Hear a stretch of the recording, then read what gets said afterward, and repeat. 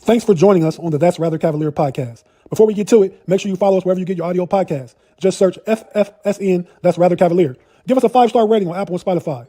Also, check out our Cavs Shorts on the Know It All's YouTube channel. Now let's get to it.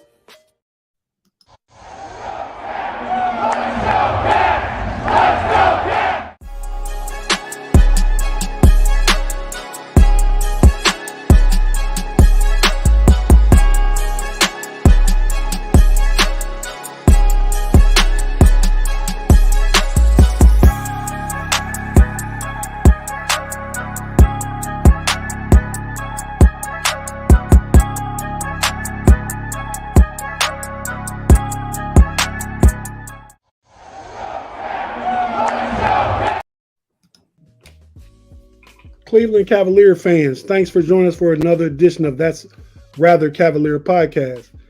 You got me, your host, Kevin Tate. I go by Tate Boy Fresh. And I got the homie BP and Pepper Pike. BP, what's up, man? Hey, Tate, how you doing today? Good to see you. I'm doing well, man. We're going to talk about, in our series of Cavalier player breakdowns. We've been breaking down. We just started the other day with Donovan Mitchell. We're going to break down the majority of the important pieces that we think could potentially be back. We did Donovan Mitchell the other day. Today, we're going to break down Darius Garland, man. So just off the top of your head, BP, before we get into the numbers and stuff, what do you think about Darius Garland's season? Not this season, but the season before, he was an all-star. So that was like his breakout all-star year where he averaged about 22 points a game. His numbers were very similar this year. But to me, he took a back seat to Donovan Mitchell. So it was a bit of I think it was like a sort of an odd year for Darius Garland where he wasn't the star of the show like he was in the previous year. So right. Overall, I thought he had a good year. He almost made the all-star team. There was a few guys ahead of him, but I think Brunson had a better year than him at point guard. But overall, I think Darius Garland had a good season. Right. Okay. No, I certainly agree with you. He did take a step back. I mean, I guess when an all-star like Donovan Mitchell comes into the building, and Darius Garland is a younger player, so he kind of deferred to Donovan Mitchell, which maybe he should have. It seemed to be working during the regular season, but he did take a step down in his numbers. I'm looking at his numbers right here. Last year, Garland averaged 21.7. And this year he averaged 21.6. Last year he averaged 3.3 rebounds. And he averaged 2.7 rebounds this year. And 7.8 assists this year and 8.6 last year. So nearly a full assist a game more. The points are about identical. But he was a guy last year we were looking to carry us at the end of games. He was like the only offensive threat out there that could really get his own shot last year. I mean, LeVert hadn't panned out yet. Not this past season, the season before Mitchell got there. LeVert hadn't panned out yet. Evan Mobley was still really young. I mean, so we didn't have a lot of offense. So Donovan Mitchell came this year and gives us a whole bunch of offense. I have some numbers here, BP, about usage rate. So the usage rates for the Cavs' top three players, which are Garland, Mitchell, and Mobley. Darius Garland's usage rate was 26.8. Donovan Mitchell was 29.2. And Evan Mobley's usage rate was 20%. So, my thought about that, tell me what you think. I think the Cavs would be better if it comes down to more the three of them are kind of equal in their usage rate. Mm-hmm. Like instead of Donovan Mitchell being up at 29, he's down at 25. Evan Mobley comes up and Garland comes up. Mm-hmm. Well, I guess Garland would go down because he's at 26, but 26 is okay. I think Mobley needs to see the ball more in the offense, either in the high post, the baseline. If he gets stronger, he has to have a good post-up game too. What do you think about all this? No, I agree with that. At the beginning of this past Cavs season, early in the season in October, I said on local Cleveland radio that Mobley was only getting like 8 shots a game, and he was off to a pretty bad start, very bad start. And I said on radio, he's got to get 14 shots a game, which was really true. Then he started when he was getting more shots, he makes about 9 or 10 out of 14. Then he was starting to roll. But when he's only getting 8 shots a game, that's not going to work for a guy like Evan Mobley that we want to sort of emulate a guy like Kevin Garnett and a guy like Chris Bosh. That's his comps. That's who he's supposed to be similar to, not just some average role player getting 8 shots a game. So I completely agree with you. I felt the Cavs were too top heavy with those guards. They were shooting too much of the time. If you look at a game, on average, an NBA team takes about 80 shots a game in a standard game. Those guys are taking about 65% of the shots. So your research is true that those guys were too top heavy with their usage rates compared to the rest of the guys on the team. And there's 5 guys on a team, not just 2.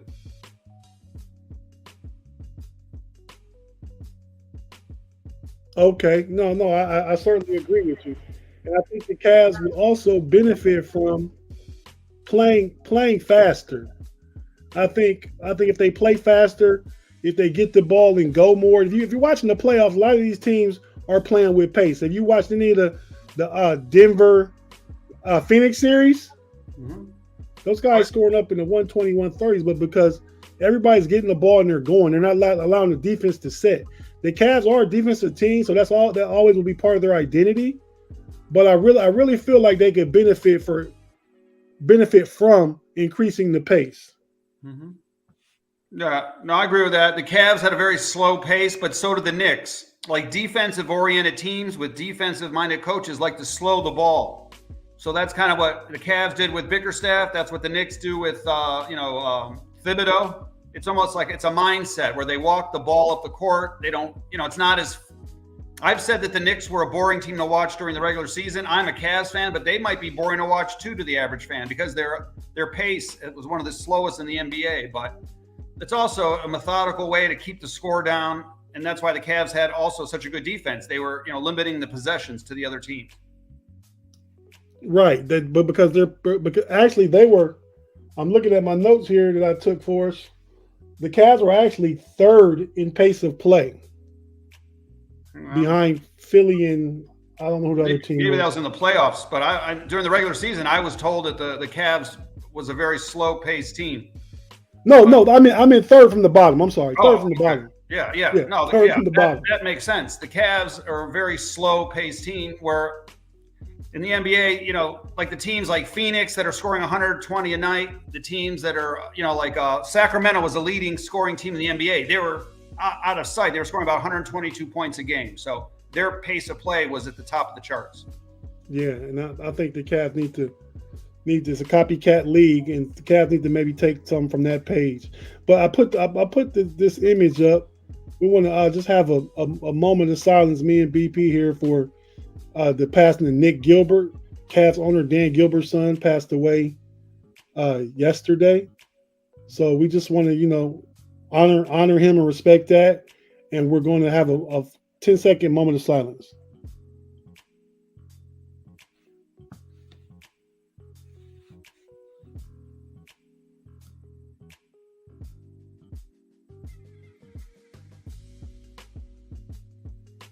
Thank you, and we're back.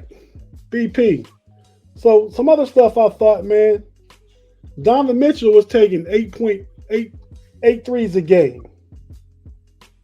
8 threes a game, shooting at 36%. Garland was taking 5.7 threes a game, shooting at 41%.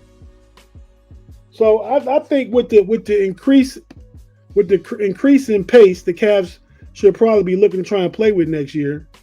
With getting the ball and running, if Mobley gets it, he can take it down. He can dribble across half court. If it's one of the other guys gets the rebound, go ahead and kick it to Mitchell or Garland, and don't wait. Just go. Take your best shot you can get early as you get.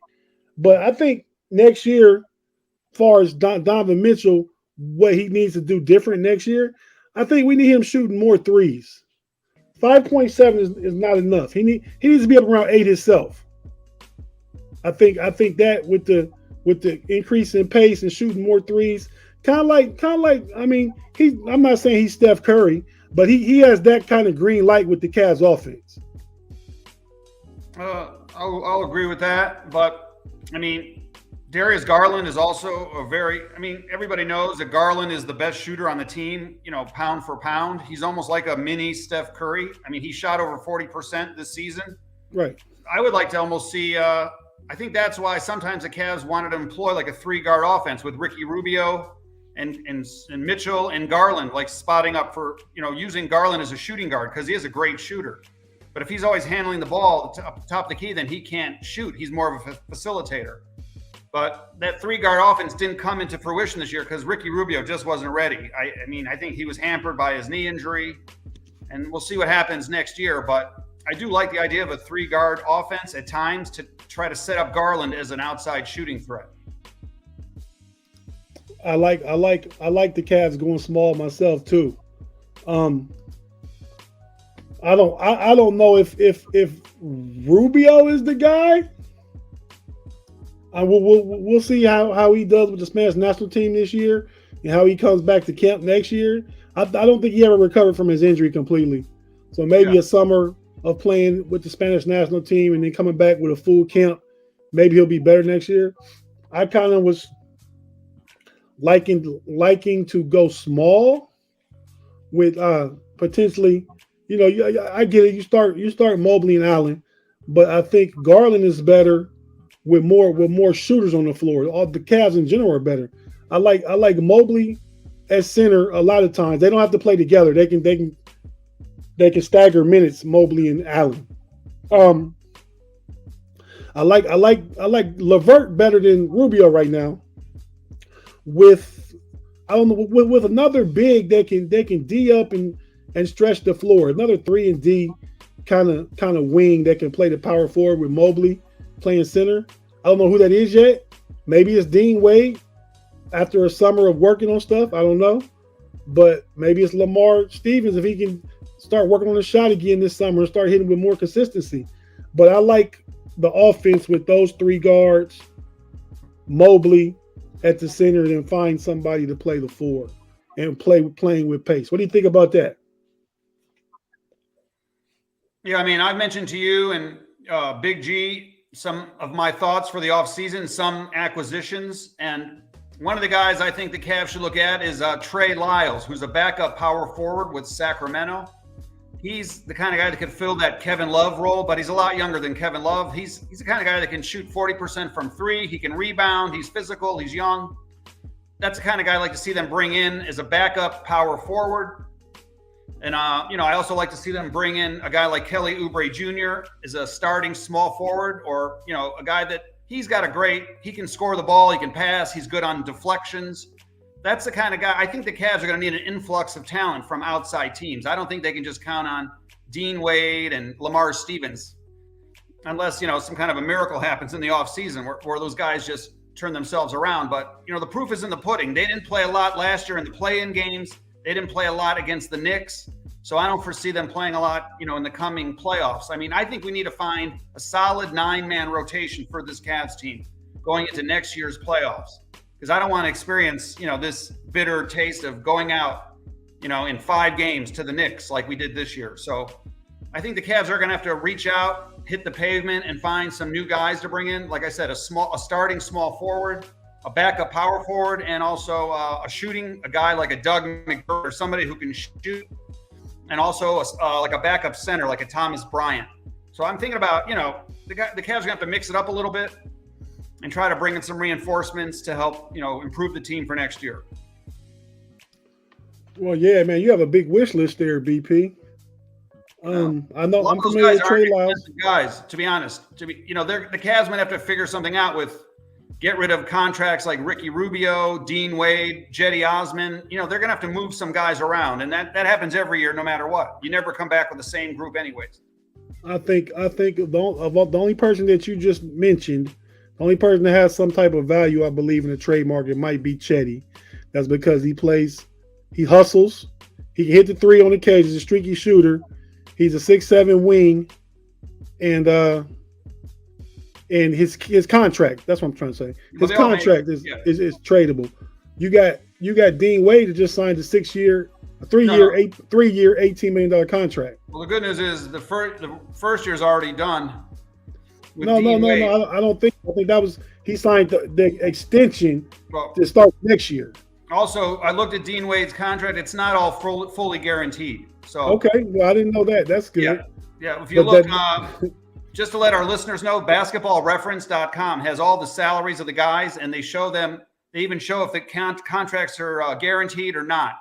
So if you look at Dean Wade, his contract is in italics, which is he's not fully guaranteed. So okay. my opinion is they can get out of most of, they got out of guys like Andre Drummond, so they can get out of just about anybody. They got out of Kevin Love's contract. So you can get out of contracts. Well, they bought Kevin Love out, and Andre Drummond had he was playing the last half of his max contract. So that was going to come off some teams' books. He went to. Did he go? Who did he go to when he left Cleveland? Andre Drummond. After he was Lakers. cut here, I think the LA Lakers signed him. The Lakers, yeah, the Lakers. So where there's a will, there's a way. These teams. I believe that for a player or two. You named about 4 players though, BP. No, well, you can trade a guy like Jetty Osman. There's probably a team out there that'll take Dean Wade.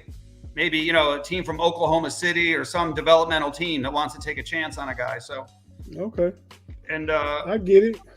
Again, you're not going to get your entire wish list, but the Cavs, they just can't bring this team back as is. Otherwise, it's not going to work out. They also need all the guys on this Cavs team are finesse guys. This was I've said in our previous broadcast, the Cavs were bullied by the Knicks at every position, at point guard, shooting guard, small forward, and power forward and center. I mean, that was an embarrassment. We were bullied at every position.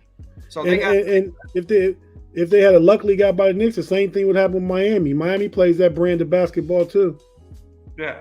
I also think the Knicks was a bad matchup for the Cavs. I think we could have beaten the Miami Heat. I think we could have given the Celtics a better run. We just got bullied by the Knicks. Sometimes you get a bad matchup where the guy across from you is just tougher and hungrier, and I think that's what happened. Yeah, I think the Cavs got caught on their heels. They weren't ready to expect what was to come, what came.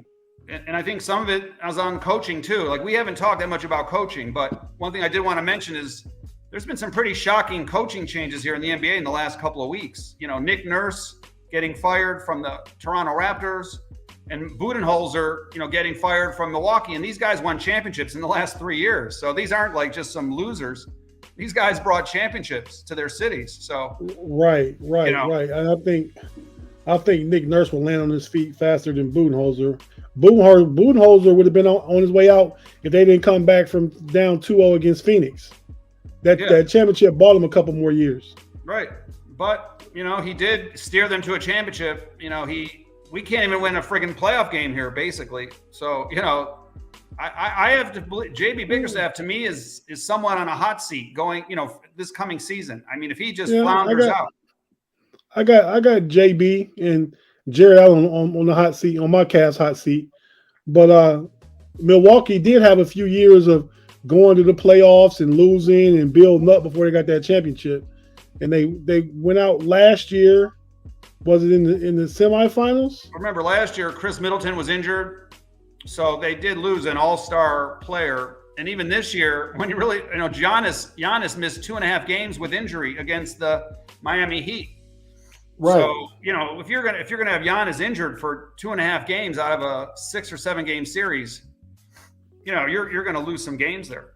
That's my opinion. Budenholzer, he's not the greatest coach in the world, but they certainly, it just shows you that everybody's on a short leash in this NBA. I agree with you. I wouldn't. If I had a choice between Budenholzer and JB, I would keep JB. Okay. I probably would take Nick Nurse over JB, but I wouldn't take Budenholzer. Yeah. I think he's just he's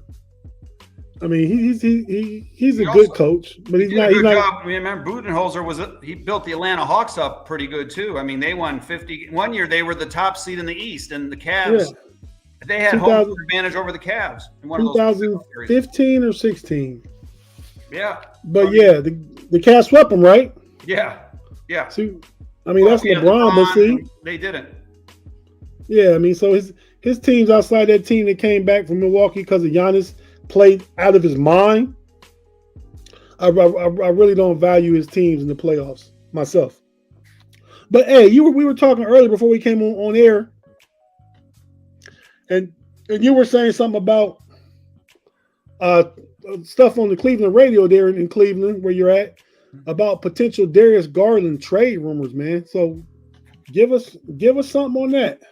Yeah, there was a report. Now it came out of Portland, so I think in Portland they're trying to get younger out there and they're rebuilding. And Dame Lillard said, he doesn't know if he wants to endure a whole long rebuild process. And so there was a rumor floated out there out of Portland that possibly the Cavs would be willing to trade Darius Garland for Damian Lillard. And now, I personally don't like that trade because then Lillard is also 6'1", and so is Donovan Mitchell. So you're back to having two smallish guards in the backcourt, which I don't love. And Lillard's also had major surgeries. He's got a lot of miles on him. He's about 32 years old, maybe more. So I personally don't like that trade, but I did want to mention that to our audience that that there are some potential trades for Darius Garland. In my opinion, I would be open to looking to trade Darius Garland to sort of even out the Cavs team to get away from these two 6'1" guards, where I would trade Darius Garland to maybe like a team like New Orleans for Brandon Ingram, or maybe trade him to Toronto for like OG Anunoby or Pascal Siakam, like something like that, and then But why? I agree with the players that you're trying to get back in return, but why Darius Garland when he's starts a 5-year deal next year and Mitchell's on a 2-year deal, the third year being player option. He could leave. There's a lot of talk about him potentially leaving. So why wouldn't we try and flip Mitchell, who probably has more value right now, instead of Darius Garland? Well, to me, Donovan Mitchell's a much better player. I mean, I don't consider them in the same boat. I think Donovan Mitchell is an all-NBA type player. I think Darius Garland's more like an all-star player. So I want to keep Donovan Mitchell. I think he's a big difference maker. I think Darius Garland is a good player, but I don't like the fact that he's so frail. I mean, I don't know if he gets bullied pretty easily and he gets injured, quite often. He usually misses about 15 to 20% of every season, on average. So he's not the most durable guy, but I think he's a very good player. But he's also young. He's only 23 years old. So to the right team that's rebuilding, he could be a great piece where he's almost like a poor man's Steph Curry. He could dribble, handle the ball, pass, and then shoot it from three. So I thought maybe a team like New Orleans, that they've got like a guy like Herb Jones who's developing as a small forward. Maybe they could get rid of a guy like Ingram, or Toronto has sort of like a plethora of small forwards with Scotty Barnes, OG Anunoby, and Pascal Siakam. Again, it's just an idea, but I think because Jared Allen's not going to bring you much in a trade. If the Cavs look to trade Jared Allen, what are you going to get back for Jared Allen?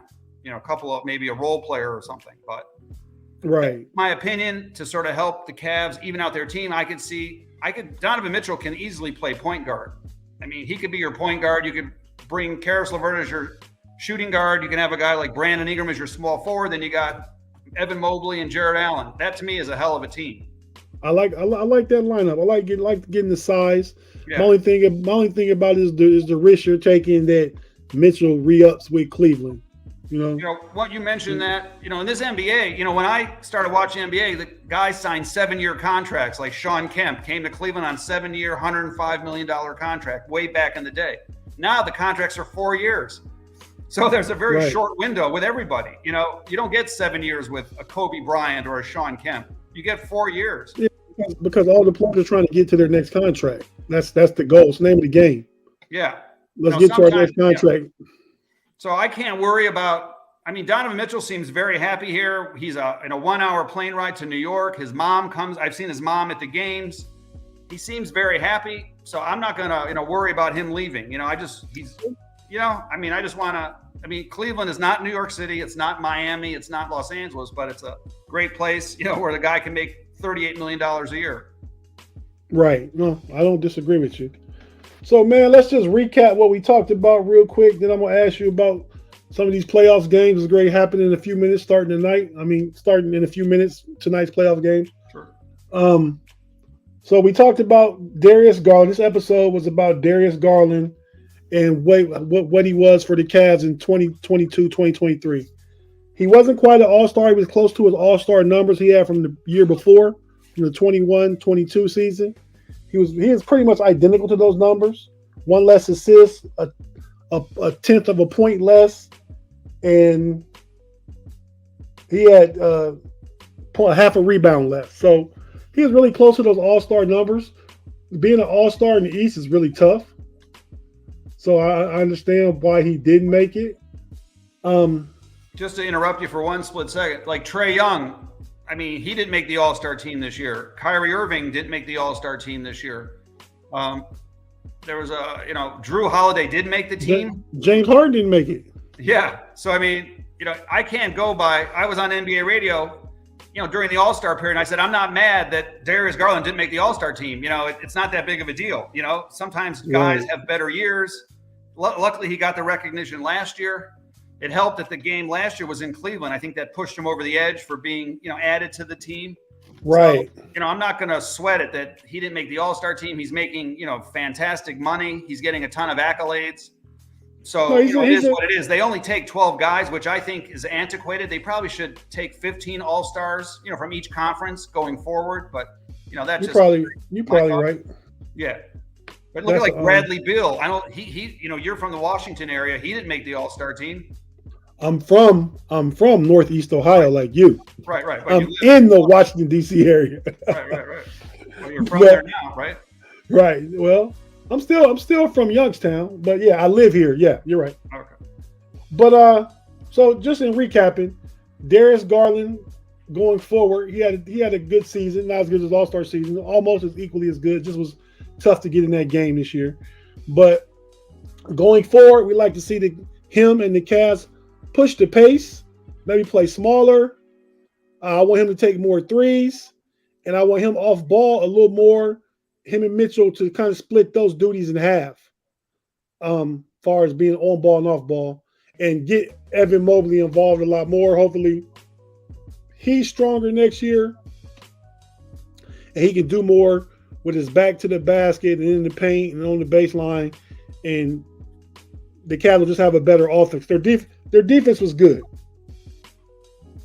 So, with that being said about Darius Garland and what he can work on this summer, and what the Cavs can try and change to be a faster paced offense going into next season, we'd like to say the next player that we'll break down in our next episode will be Evan Mobley. So we want to let you guys know that.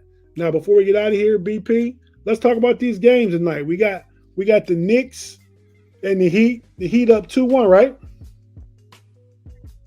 Yeah. Well, what do you think about that series? I think that it seems like Julius Randle's not 100%, and now they're saying Jalen Brunson's not 100%. So they're, the media is kind of blaming it on that. And then, Jimmy Butler has been like playoff Jimmy Butler, where he's really taken over. He's been fantastic. So, and then I got to, they talk about that Heat culture. You've got guys that are, coming off the bench and really producing, for the Miami Heat. So, and then I think the coaching has been better from the Heat. So I think the Heat are going to take care of them. And Bam Adebayo has been good. We haven't heard Mitchell Robinson's name that much like we did against the Cavs. We were making him look like a combination of Will Chamberlain and Bill Russell. So, Bam Adebayo has done a good job neutralizing him on the boards. And even our old friend Kevin Love has grabbed 9 boards in a game. He's had, some pretty good games. I think we could have used Kevin Love against the Knicks. So we could have used Kevin Love, and Bam Adebayo and Jared Allen are cut different. They're just two different type of mentalities on the court. Yeah. And some of it, Evan Mobley's in the second year. That's what that comes down to, because Jared Allen's actually is larger, taller, and bigger than Bam Adebayo. Yeah. I mean, Jared Allen had a very disappointing series against the Knicks, and it had nothing to do with his offense. It was all that rebounding, all the offensive rebounds Mitchell Robinson was getting. So hopefully they learned a lesson. Hopefully Mobley gets stronger this summer, really puts on some muscle weight. And actually, we were talking, I hope Darius Garland gets stronger too. I think he's a little on the frail side. He needs to, take a page out of the Kobe Bryant book, the Michael Jordan book, and the LeBron James book. All those guys were thin when they came into the league, but they got stronger and tougher as they moved on. They also had the frames to grow into too, though. So we're talking 6'6", 6'9", LeBron, Kobe 6'6". So they had the frames to grow into. Darius Garland's 6'1", 6'2". So I mean, he does need to get stronger. I'm not disputing that, but it won't be on the level of the growth that LeBron and Michael Jordan, those guys had, because they had more to grow into.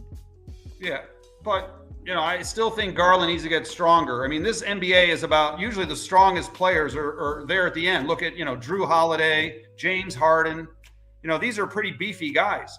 There's Jalen Brunson, Julius Randle. I mean, Julius Randle. Yeah, but you can't compare those guys. You don't have some guys that are like Trae Young, they're like Darius Garland. I mean, he can't grow into what he's not capable of growing into, but he can get stronger. Yeah, he can hit the weight room, and he's 23, so he's kind of great. Take that growth into his grown man body here shortly. So we'll see what happens. But as far as the series go, the Heat are up 2-1. They're in Miami. I'll probably have the Heat winning tonight, going up 3-1, and it won't be long before it's over. Maybe 4-2, 6 games. Maybe Knicks go back home and get one. I got Miami winning tonight. What about the Lakers? Lakers and Golden State at LA. Lakers are up 2-1. Yeah, that's what I was going to ask you about that one. Yeah. So what do you think about that one? I'm pulling for the Lakers, because of LeBron, and I really don't like Steph. That's just because of the rivalry with the Cavs and Golden State, and I personally don't like Draymond and Klay Thompson. That's how strong of a Cavs fan just can't stand Golden State. They've won so much, and a lot of it was at our expense. So I'll be pulling for the Lakers tonight. To me, the key tonight is the Ohio State guard, D'Angelo Russell. D'Angelo Russell, when he comes out firing, getting 15 to 20 points, the Lakers win. Because also Anthony Davis has to have one of his good games. He's been like back and forth. The last game he had 23 points, and I think 15 rebounds. He's also had some duds where he only scores 12 points and gets 7 rebounds. So he's got to be on his A game tonight. He should be. The game is in LA. I'm hoping the Lakers can win tonight, and then take care of this series in 6 games. Okay, I don't disagree with you. D'Angelo Russell is key, but like Shaq says, D'Angelo Russell is one of the others. The others do need to play well. They typically play better at home. Hence, the game he had the other night, he came out, he scored 13 out of the first 15 points. Yeah. He was quiet. He was quiet the rest of the game. I think he finished with 19 or 20. But it has to go through AD though. AD has to dominate the paint. He's been dominating defensively. We don't need him to go like he did in game 2, going 13-7. We need at least 20-12 with 4 blocks. You just be an impactful player in the paint. They don't have anybody that can deal with him.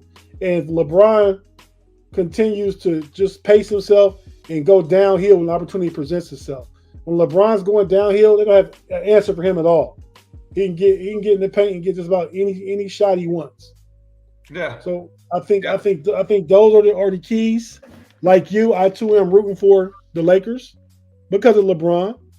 I kind of like the Lakers a little bit too because Magic Johnson was my all-time favorite player. But yeah, unlike you, I do like Steph. I didn't like Steph because he was a whiny baby back when we were playing him in 14 and 15, but he's kind of matured. I like where he's at as a player and a man now. Not that I'm rooting for him, I just like him as a player. But yeah, I don't much care for Draymond Green. Clay's okay. He's really, really arrogant and cocky, but I know why you and others root against Golden State. What's funny that you mentioned, Steph Curry, when you look back in 2015 when we played them in the NBA Finals, he looked like a baby. And you can see that he's gotten a lot stronger in the last 5, 6, 7 years, like physically. Right. That's what I want to see from Garland. I want to see him kind of mature like Steph Curry. But you said 2015, that was 8 years ago. Right. But I'm saying Garland hasn't gotten stronger, and he's already been on the Cavs for about 3 or 4 seasons. He's basically been the same. 8 years ago, Steph was 26. Garland is 23 now. So you said from 2015, he started getting stronger. But it's been a gradual. Even when we lost to 2018, Steph Curry was getting stronger. He was going into the paint. So it's been a gradual climb for Steph Curry. Right. It'll happen, BP. It takes patience. Darius Garland is a little guy. He's 23 years old. He will put on some muscle. I promise. It'll happen. Yeah. Now, one thing about Garland, to give him his props, he was dunking the ball more this year. So, you can see that he's got some more hops in his game. Where there was a game, I think it was against the Knicks, where he took it to the basket and he dunked, or he tried to dunk, and then. Yeah, I remember that game.